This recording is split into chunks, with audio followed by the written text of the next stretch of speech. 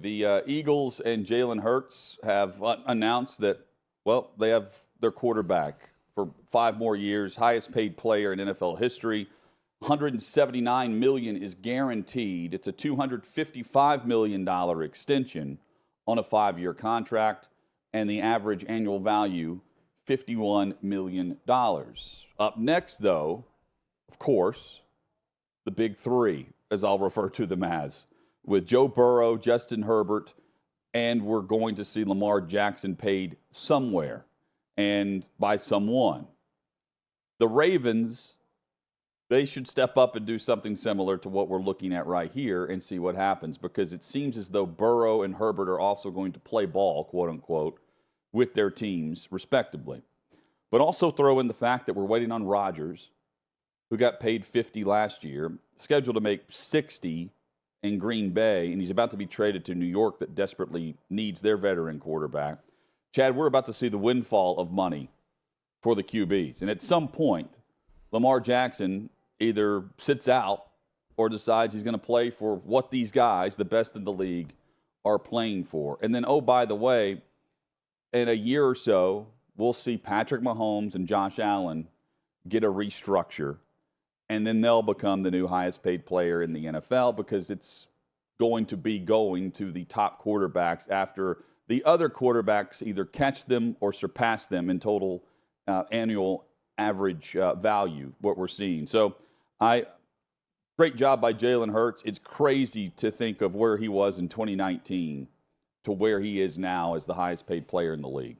Yeah, and, second round pick, all those things. Like to see success that way. Hard-earned for Jalen Hurts. Benched in the title game. Definitely, yeah. And then transferred and had success at separate place at Oklahoma under Lincoln Riley. You like to see success stories like this, and he certainly earned it. I think what this also shows us is what I believe for a while, this is the league saying that the Browns' contract with Deshaun Watson is an outlier. And I think that's, exactly what I thought with Lamar Jackson, that he was going to learn.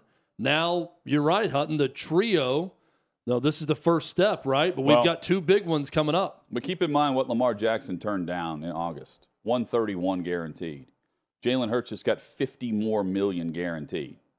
And Lamar's still not signed the contract extension. Well, how much did Deshaun Watson get guaranteed? Well, $250. Yeah, but that's my point. Is that Lamar Jackson, I think, initially went into it. Now he has since cooled on that, but I do believe he went into it thinking, I'm going to get Deshaun Watson money, and I understand that if you look at it as Lamar Jackson versus Deshaun Watson.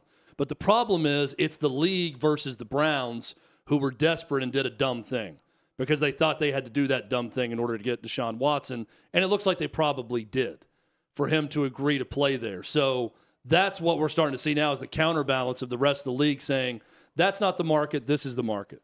And Lamar Jackson's going to fall around that. He's going to probably get more than that by someone eventually, but it's not going to be Deshaun Watson money. And we now see what happens between Burrow and Herbert, and that will reset the bar for the next guy. Hurts goes first, and then who is next after that? And then also, what's Rodgers going to get in New York? For this year, and then what's he paid next year if he decides to come back? And we go through this whole cycle again with him. We're far from done with the quarterback news. But for today, he's the highest paid player for average annual value. And a great job by him. And a great job by the Philadelphia Eagles investing around him. I mean, they went through a season last year where it was tough to find a weakness on their starting roster on either side of the football. Really difficult to pull off. Now, they've lost some of those guys, but they've also, they had to release some guys for salary cap situations, but then got them back under the cap on restructured contracts, new contracts. The Eagles are sitting pretty. And they've got their quarterback long term. They've got their leader. And I thought Hurts did a great job last year, even in, during the wins. They start out just on this long winning streak. And he's acting like, look, that we can't focus on this number that everyone is trying to say that is some big deal. We haven't accomplished anything yet. And I still think he would say that based on how things went down in the Super Bowl. Yeah, and he was going to win the MVP had he not gotten hurt late in the season. I think so. I mean, I look at that and think, this is the guy you invest in. And to know that you're going to have somewhat of a nucleus starting with your quarterback locked in for a bit on offense. This is the Eagles. This is not just the Eagles saying, hey, great job, Jalen. You've earned it. You know, you weren't a first-round pick to start, but you've built it up, and now you're a franchise guy. This is the Eagles making a calculated football decision to say, this is the guy who's going to win a Super Bowl for us. He's already won the NFC, had a good chance of winning the Super Bowl a year ago. He's going to win one in his time here.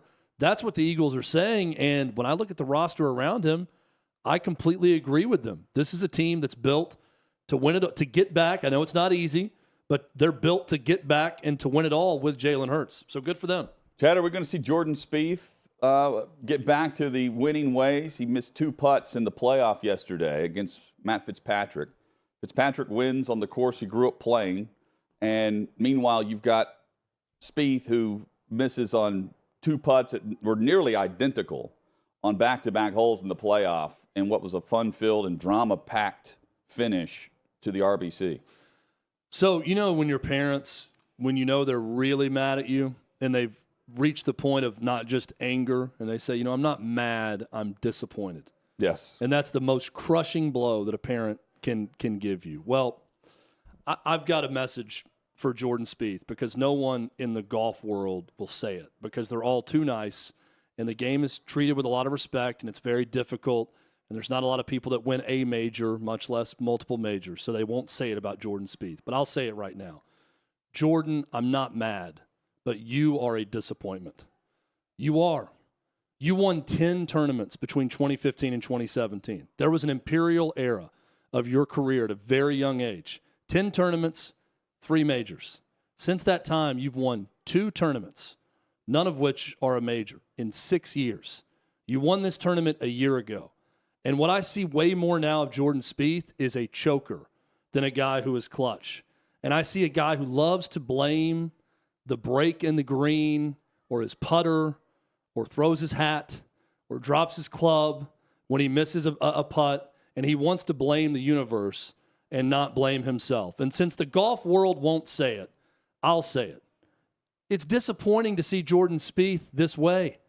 When he was at that age winning majors, I'm thinking, this is a guy who could be Tiger Woods. The start he got off to, the tear he was on. He won a tournament in 2013.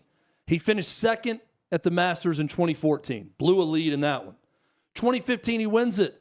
Then he wins 2 of the next 3 majors. And since then, virtually nothing from Jordan Spieth. He's still 29 years old. He's a great golfer. I love the guy. I root for him in tournaments. Hell, I was rooting for him yesterday to win it. And I watched the end of that tournament. I'm thinking, knock down one of these. The door is wide open for you to hit a big putt and to win a tournament. And he choked on both of them. Missed both putts. Matt Fitzpatrick, a younger guy, looked to me like the more clutch golfer in that situation. He hit the big shot on the 4th playoff hole to put it right up next to the cup and tap it in for the win. Jordan Spieth is a disappointment. Ever since that run from 2015 to 2017, I hope he can get it back. There's still plenty of time. He's only 29 years old. Not sure that he's going to. So you're saying from the run perspective, because I mean, he did chase down Fitzpatrick, and then he did have the 2 putts where if he hits either of them, they're winning. And then the 3rd playoff hole, he ends up giving it to Fitzpatrick on that tap in. But what a shot to finish it off by Fitzpatrick. Yeah, from the fairway. What I'm saying, this is not just about one tournament with me with Jordan Spieth. If you would have told me, Hutton, in 2017 when he had the 3 majors, that over the next 6 years he would win 2 golf tournaments and 0 majors, I would have slapped you in the face and said you're insane. The way he was golfing at that point. Yeah, and then, you know, Koepka went through the same issues. Although Koepka was pointing to the injuries. The difference is Koepka bolted. Yeah. And Spieth didn't. And I like the rivalries, the friendly rivalry that they have between Spieth and Justin Thomas.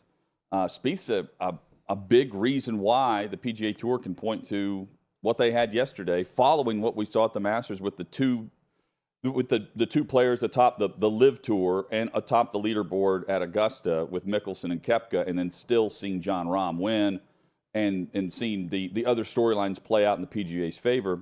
Same thing yesterday with the drama. that we saw. And on top of that, they get Spieth, and they also are able to make another young star in Fitzpatrick. It's a great job by the PGA Tour of investing in their young talent, and Spieth is far from done, the way I see it. I hope not. I mean, he's 17 under. It's hard for me to say that, he's a failure yesterday. He failed. I mean, you got to win. Failed, but you got to win golf tournaments. And this is what we get into every time. And Alib on YouTube is saying, Chad putting Spieth on blast. Does Chad even golf? No. I also can't play in the NBA or the NFL. But it doesn't stop us from criticizing those who fail. Like, at some point, if Jordan Spieth was being honest, he won't say this because no one in golf will call it what it is. Spieth, 0 majors after winning 3 in a year and a half, and 2 tournaments won in 6 years. That is a failure for a guy who looked like he was going to be the next Jack at one point in his career. He's still young. I'm not burying him forever. I hope he has another 2015 to 2017 run at some point. I'm a fan of Jordan Spieth. Hell, I bet on him yesterday to start the day. I was feeling really good about it when he was up 2 strokes with 3 holes left. And he blew it. And he had 2 putts under 10 feet to win it, and he missed both. The best thing Jordan Spieth did yesterday was tell that crowd to shut the hell up when they started chanting USA, USA after Matt Fitzpatrick missed a putt that should have been the end of the match. It should have been the end of the playoff because Spieth should have hit the putt under 10 feet after that to win it. And he quieted the crowd to stop with a disrespect on Fitzpatrick and then proceeded to miss the next putt. And Fitzpatrick won. He hit the big shot. That's what I'm saying. I'm still a fan of the guy, but you got to win some golf tournaments at some point.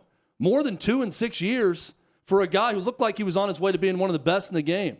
Golf has this weird way, and I get that it's hard. Trust me. I understand that it's hard, and there's a lot of people playing. But it's weird how we're afraid to call someone what they are at times.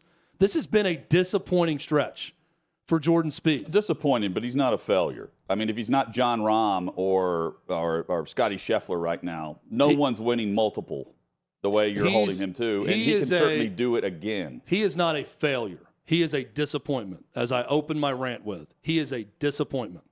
3 in 2 years, 0 in 6 years. He is a disappointment to American golf. I thought we were going to have a guy that we were going to watch win a ton of majors in his career, and he has not lived up to that hype after a great start. It looks more like a fluke over 2 years than someone who's going to have sustained major success. Maybe so. But few and far between, though, to see the runs that we've seen him have. And the success story of Tiger is one we're not going to see again on that stretch for the full career that we saw, the full dominance. Well, I don't think so either, but we'll see. With Jack, we probably got out of the Jack era saying we're not going to see anything close to that, and then Tiger reached it. When Jordan was done, I thought 20 strokes. We're never going to see, another Jordan, and then LeBron James breaks the scoring record, and there's actually an argument to be made that he might be better. All I'm saying is 2017, I'm thinking Jordan Spieth is it. I am fully bought in. This guy is clutch. This guy has every piece of the game that you need, and he's won twice on tour in 6 years. Disappointing. Very disappointing. They're so. I'm thinking back of the full swing, and just how mentally challenging those guys make it out to be, and I'm sure it is. Oh, I'm sure. But like the fact to get back to the point where you missed the 2 putts that Spieth did, and knowing like on the flight back or whatever Justin Thomas is acting like, how'd you do, what happened, knowing that he had that for the win and he's that close, and also knowing like. The way the second 9 was going on Sunday, the previous week, that if Rahm slips up at all, he's in the mix there because he falls back to, or if he falls forward into what the leaderboard looked like with Mickelson and Spieth, where Spieth admitted he was just trying to go shot for shot with Phil. Hit us up with your thoughts in the chat. OutKick on YouTube. We're getting a lot of thoughts on it, which I love. I'll say this: watching full swing, Spieth seems like the more. The mentally dominant golfer between him and Thomas in that relationship. Oh, yeah, because he's won. As best friends. He's actually won tournaments that they're flying to. Yeah, now Thomas has won a major. That shows Right. that in the doc. He finally got his major championship. But I'm saying just watching them practice against each other, I feel like, boy, this is the Spieth swagger that we saw 6 years ago when he was winning majors. Not a lot since then.